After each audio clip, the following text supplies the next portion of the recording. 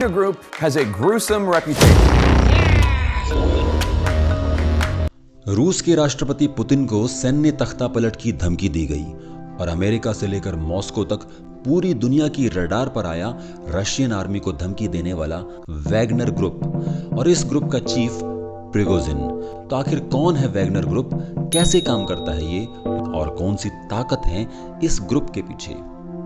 Wagner group एक ऐसा group है जो अफ्रीका से लेकर यूक्रेन तक ऐसे हर देश में इसकी प्राइवेट आर्मी भेजता है जहां पर अशांति फैली हो, सिविल वॉर चल रहा हो या हो रही हो हिंसा।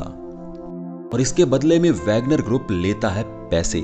पर यह इतना भी आसान नहीं है कि इसे सिर्फ प्राइवेट मिलिट्री कंपनी या पीएमसी समझा जाए, क्योंकि वैगनर ग्रुप के पास उपलब्ध हथियार और इसके मोटिव कहीं ज्यादा कॉम्प्लेक्स हैं।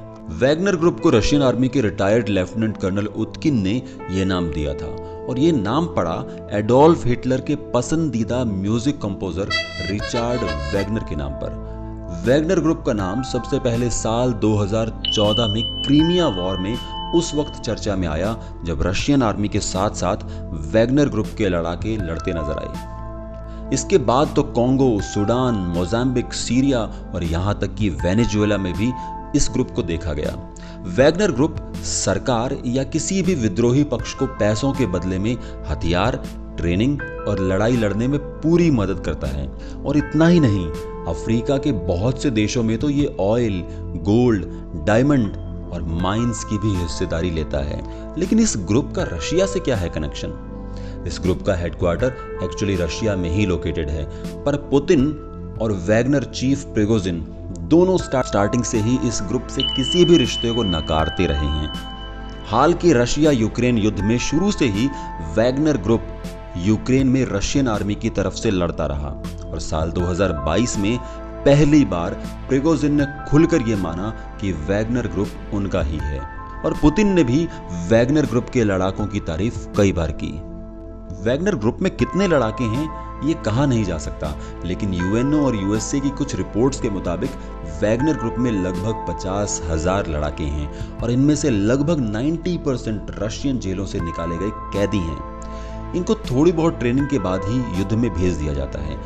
ट्रेनिंग देने में रशियन आर्मी के ही कुछ रिटायर्ड और कुछ हाल के ऑफिसर्स हैं, यानी ये एक रशिया का ही मिलिट्री सीक्रेट ग्रुप है जिसकी एग्जिस्टेंस को रशिया लगातार नकारता रहा है।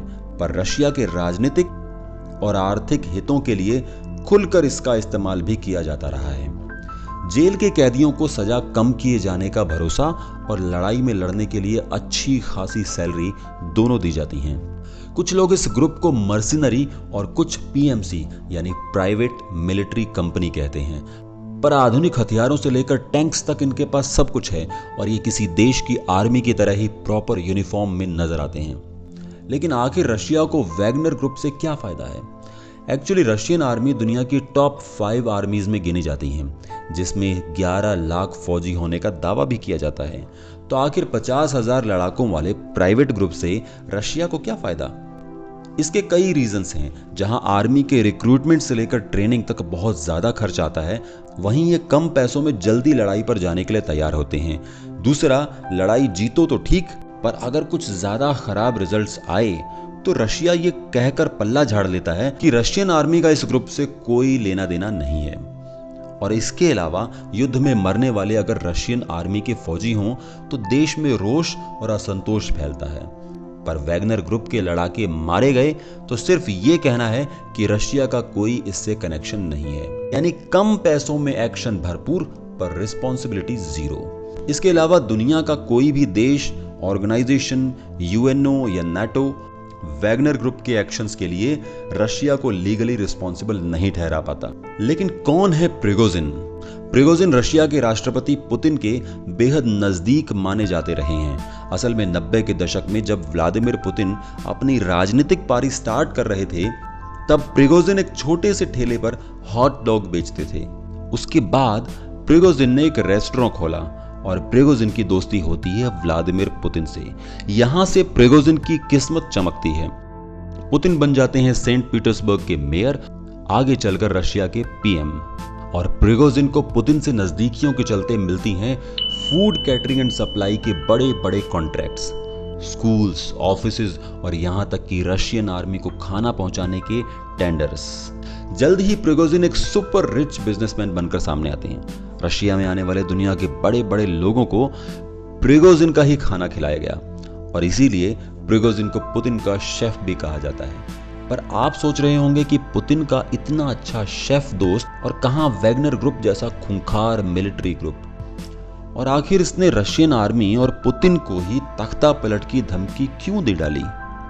एक्चुअली कुछ दिन पहले प्रिगोजिन ने एक वीडियो सोशल मीडिया पर शेयर किया था। Парни ЧВК «Вагнер», которые погибли сегодня. Еще кровь свежая. जिसमें दावा किया गया कि रशियन आर्मी ने जानबूझकर वैगनर ग्रुप के लड़ाकों को मिसाइल से टारगेट किया और जानबूझकर जरूरी सामान और वेपन्स नहीं पहुंचाए, जिससे वैगनर ग्रुप के लगभग 2000 से ज्यादा लड़ाके मारे गए। हालांकि प्रिगोजिन ने व्लादिमीर पुतिन का नाम नहीं लिया था, पर धीरे धीरे बात बिगड़ते बिगड़ते Wagner group versus Russian army या रशिया की हो गई और वैगनर ग्रुप ने यूक्रेन वॉर जोन को छोड़कर रशियन सिटी रोस्टोव पर कब्जा कर लिया। वहीं व्लादिमीर पुतिन इसे रशिया के खिलाफ आर्म्ड रिबेलियन कह रहे हैं। तो कुल मिलाकर खुद का पाला पोसा एक प्राइवेट मिलिट्री ग्रुप अब रशिया के लिए परेशानी बन गया है। वैगनर ग्रुप के विद्रोही होने का मतलब सिर्फ यूक्रेन वॉर में रशिया का कमजोर पड़ना ही नहीं है, बल्कि अफ्रीकन कंट्रीज और हर उस जगह जहां वैगनर ग्रुप रशिया के राजनीतिक और आर्थिक फायदों के लिए लड़ रहा था, वहां अब नई इक्वेशंस और नई समस्याएं पैदा हो सकती हैं। आज के एपिसोड में बस इतना ही।